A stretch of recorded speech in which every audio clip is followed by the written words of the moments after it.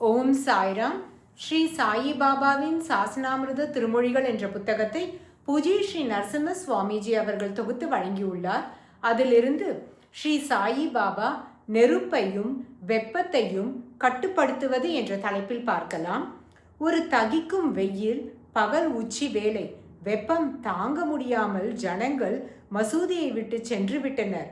ஐவர் மட்டுமே இருந்தனர். ஸ்ரீ சாயி பாபா அந்த ஐவரையும் நோக்கி, நீங்கள் போய் நெருப்பின் அருகில் உட்காருங்கள்.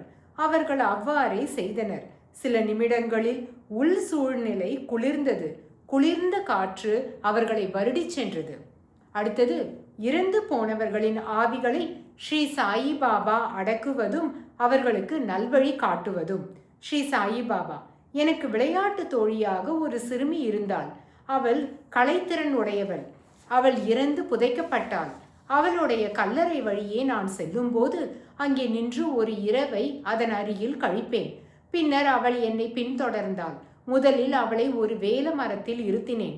பின்னர் ஷீரடிக்கு கொண்டு வந்தேன். அடுத்தது, தோன்றச் செய்வது, உருவாக்குவது. காட்கில் என்பவருக்கு மாற்றலாகி அவருடைய புது ஊரில் வேலையில் சேர உத்தரவு பிறப்பிக்கப்பட்டது.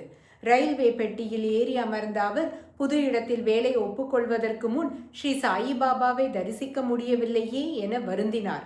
திடீரென அவர் மடியில் ஒரு ஊதி பொட்டலம் விழுந்தது. அவர் ஷிரடிக்கு வந்தபோது ஸ்ரீ சாயி பாபா சிதம்பர் கேஷவ் காட்கிலை நோக்கி, உன்னால் வர முடியவில்லை, ஆகையால் நான் உனக்கு ஊதி அனுப்பினேன், நீ அதை பெறவில்லை.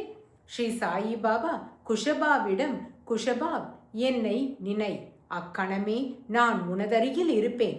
குஷபா ஸ்ரீ சாயி பாபாவை நினைத்த போதெல்லாம் அவருடைய மூடிய உள்ளங்கைகளிலிருந்து ஸ்ரீ சாயி பாபாவின் உதி பெருகிவிடும். ஓம் சாய்ராம்.